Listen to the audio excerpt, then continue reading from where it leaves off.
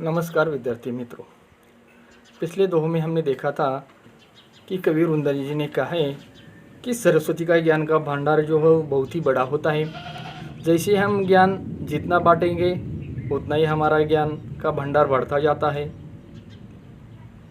तो दूसरी बात उन्होंने कही थी कि हित और अहित की, जैसे कि हमारी आँखें जो है हमारा हित और अहित की जो बातें हैं वो हमें बता देती हैं। जिस प्रकार आईना हमारी प्रतिमा दिखाई देता है उसी प्रकार हित और अहित की बातें आँखें हमें दिखाई देती हैं। तो दूसरे पद में उन्होंने कहा था कि हमारे पास जितना कुछ साधन है या धन है उसी के अनुसार ही हमें व्यवहार करना चाहिए। यानी कि जितना कपड़ा या चादर हो उतने ही पैर हमें फैलाने चाहिए, तभी जाकर हमारा काम पूरा हो जाता है। तो फिर उन्होंने कहा था कि व्यापार में हमेशा अच्छी तरह से ही व्यापार करना चाहिए। यदि कपट से या बुरी तरह से व्यापार करेंगे तो व्यापार बहुत देर तक नहीं टिकता है, जो कि झूठी बात बार बार लोगों के मन में नहीं उतर पाती है। और इसीलिए छल कपट से यदि कोई व्यापार करेगा तो वह टिक नहीं सकता है। इसीलिए कबीर वृंदा ने कहा था कि यदि आप अच्छी तरह से व्यापार करोगे तो आपका व्यापार निश्चित रूप से अच्छा चलेगा। तो देखिए अगले पद में कवि क्या कहता है हम देखने वाले हैं। तो देखिए अगले दोहे में कवि ने कहा है, ऊंचे बैठे न लहे गुण बिन बड़पन कोई, बैठो देवल शिखर पर वायस गरुड़ न होई। ऊंचे बैठे न लहे गुण बिन बड़पन कोई, बैठो देवल शिखर पर वायस गरुड़ न होई। शब्दार्थ में ऊंचे यानी ऊंचा, गुण यानी गुण, बिन यानी बिना, देवल यानी कौवा जो शिखर पर मंदिर के शिखर पर बैठता है। शिखर यानी शिखर, वायस यानी साम्यता। तो इसी प्रकार इस दोहे के शब्दार्थ हैं। तो देखिए वृंदा जी कहते हैं कि बिना गुण के किसी भी व्यक्ति को उच्च स्थान नहीं मिल सकता है, या बिना गुण के किसी व्यक्ति को उच्च स्थान बैठने मात्र से बड़प्पन नहीं मिलता है। वे कहते हैं कि जिस प्रकार मंदिर के ऊंच शिखर पर बैठने से कौवा गरुड़ नहीं हो सकता है, उसी प्रकार गुणों से रहित व्यक्ति बड़प्पन का अधिकारी नहीं हो सकता है। यदि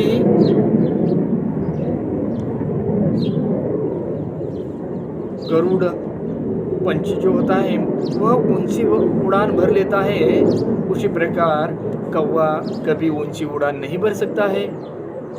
और इसी कारण कोई भी व्यक्ति यदि उसके पास गुण नहीं होते हैं तो वह बड़पन का अधिकारी कभी भी नहीं हो सकता है।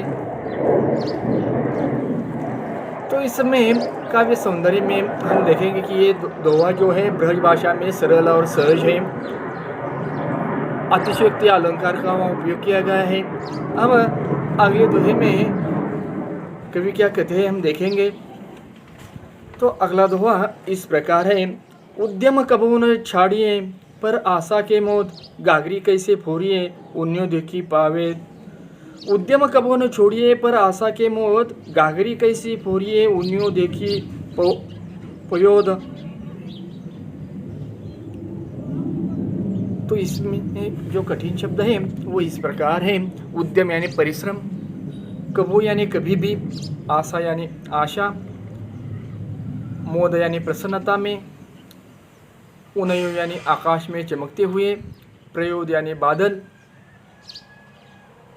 तो कवि यानी वृंदा जी इस दोहे में कहते हैं कि मनुष्य को किसी के सहारे की आशा में खुद प्रयत्न करना छोड़ नहीं देना चाहिए।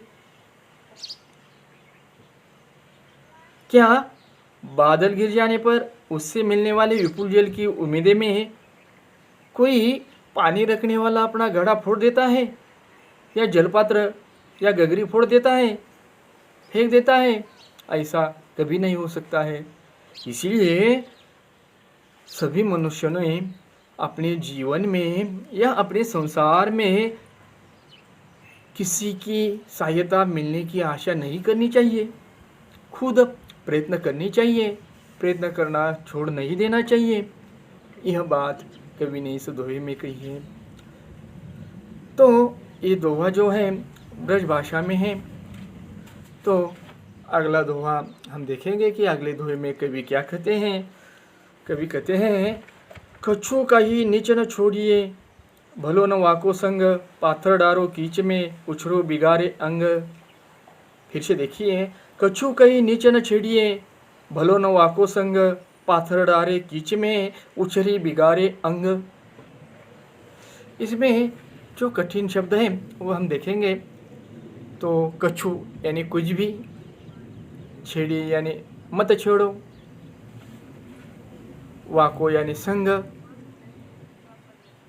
वाको संग यानी उसकी संगति, पाथर यानी पत्थर, कीच यानी कीचड़, उछर यानी उछालना, बिगाड़त यानी बिगाड़ना।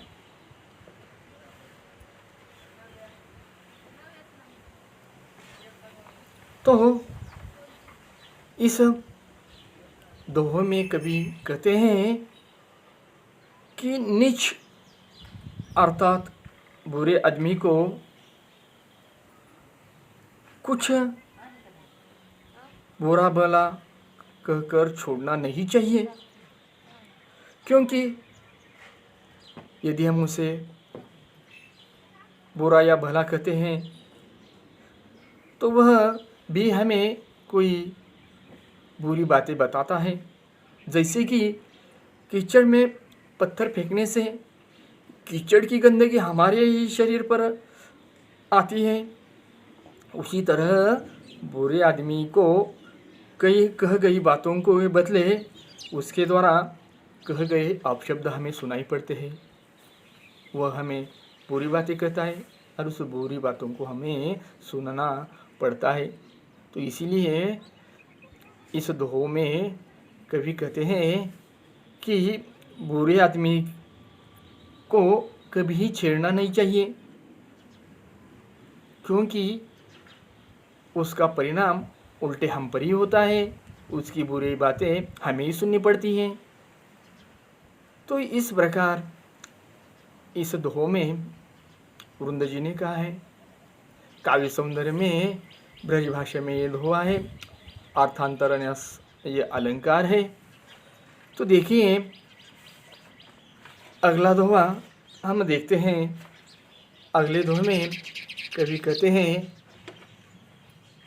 जो पावे अति उच्च पद, ताको पतन निदान, जो तापी तापी मध्यान्ह लो, अस्तु होतो है भान। फिर से देखिए, जो पावे अति उच्च पद, ताको पतन निदान, जो तापी तापी मध्यान्ह लो, अस्तु होतो है भान। इसमें जो शब्दार्थ है, पावे यानी पाना, उच्च यानी ऊंचा, पद यानी स्थान, पतन यानी नीचे की क्रिया, निदान अंत, मध्यान्ह, दोपहर, लव यानी आकिलपट, ज्वाला, भान यानी सूर्य। तो इस दोहों में कवि वृंद जी कहते हैं, किसी व्यक्ति को उच्च पद प्राप्त होता है और पद प्राप्त होने के बाद एक दिन उस पद से उसका पतन होता है, यानी उसका वो पद चला जाता है। पतन तो निश्चित है, क्योंकि ज़्यादा दिन तक उस पद पर रह नहीं सकता है। जितने दिन वह उस पद पर कार्य कर सकता है उतने दिन वह उस पद पर रह सकता है।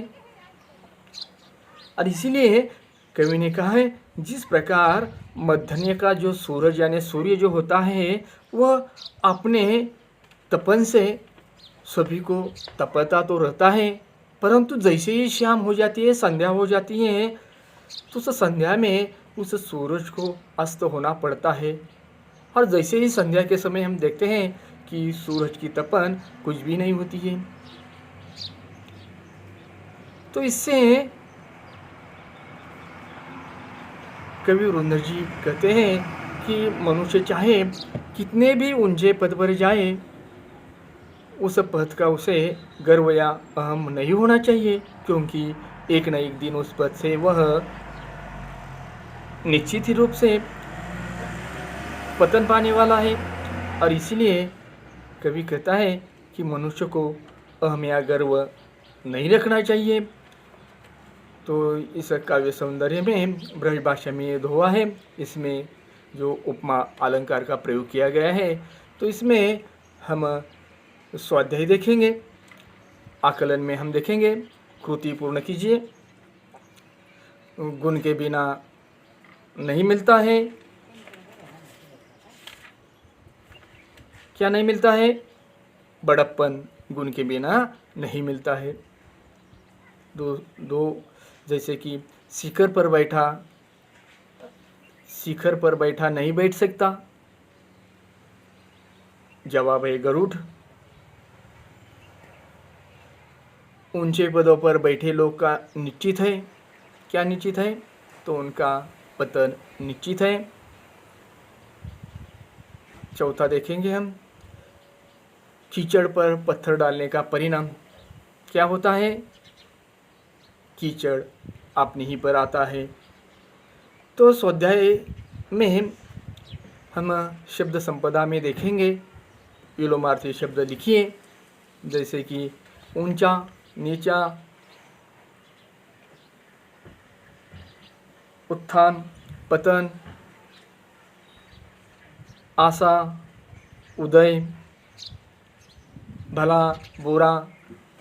तो समानार्थी शब्द में हम ये देख सकते हैं, जैसे कि घड़ा, गगरी, पत्थर, पाथर, सूर्य, भान, बादल, प्रयोद, कीचड़, कीच। तो इस स्वाध्याय में हम अभिव्यक्ति में ये देखेंगे कि दुष्ट व्यक्ति के साथ रहना श्रेयकर नहीं है। इस पर अपने विचार लिखिए। तो इस प्रकार हमने ये स्वाध्याय देख लिया है। तो देखिए कवि वृंदर जी की अगली दोहों में हम देखेंगे। अगले दोहों में वो कहते हैं, जो जाको गुण जानहि सो तिहि आदर देत, कोकिल अंबई लेत है काग निबोरी लेत। फिर से देखिए, जो जाको गुण जानहि सो तिहि आदर देत, कोकिल अंबई लेत है काग निबोरी लेत।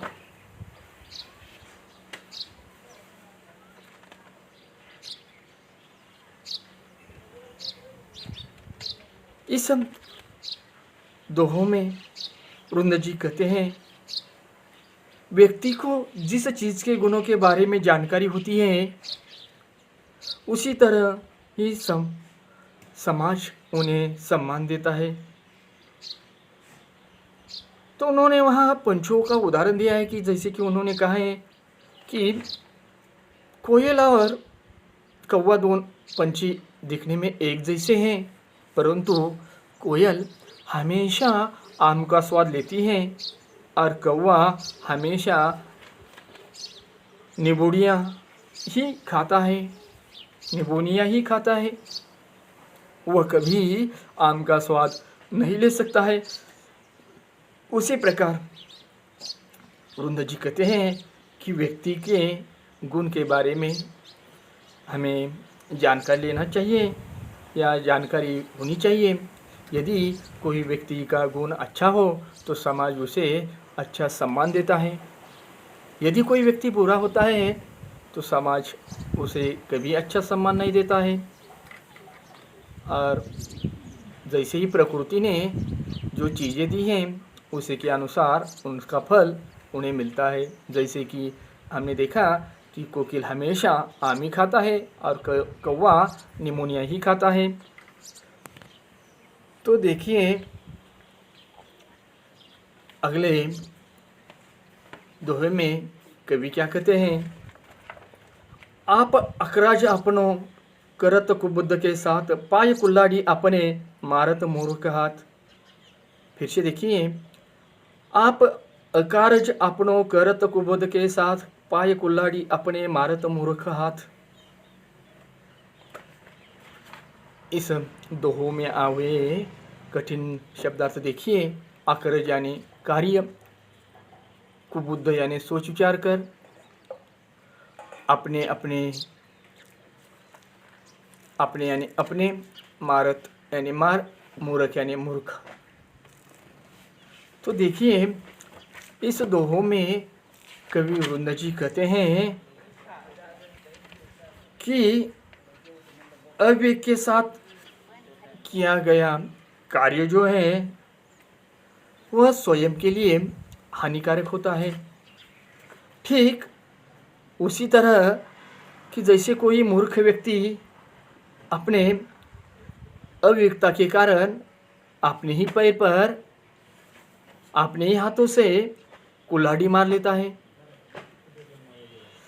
तो यहाँ कवि कहते हैं कि विवेक से किया हुआ जो कार्य है वह हमेशा ही अच्छा और संपन्न होता है, परंतु अविवेक से यदि कार्य करेंगे तो उस मूर्ख की तरह हमारी गति होगी कि जो मूर्ख व्यक्ति अपने ही पैर पर अपनी ही कुल्हाड़ी मार लेता है। तो ये जो दोहा था ब्रज भाषा में था और इस दोहो में रूपक अलंकार आया हुआ है। तो अगले दोहे में कवि वृंद जी कहते हैं, कुल कपूत जानो परे लिखी शुभ लक्षण गाथ। कुल कपूत जानो परे लखी शुभ लक्षण गात, होनार विरवान के होत चिकने पात।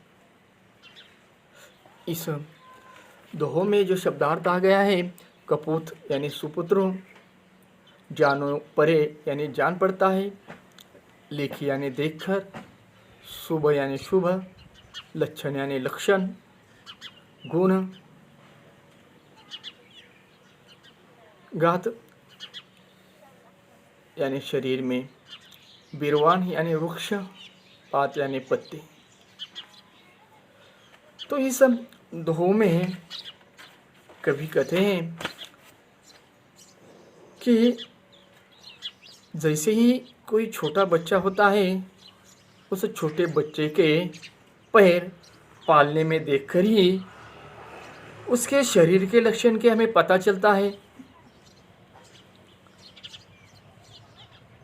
तो उसके अच्छे बुरे होने का पता हमें पालने में ही चलता है। जैसे किसी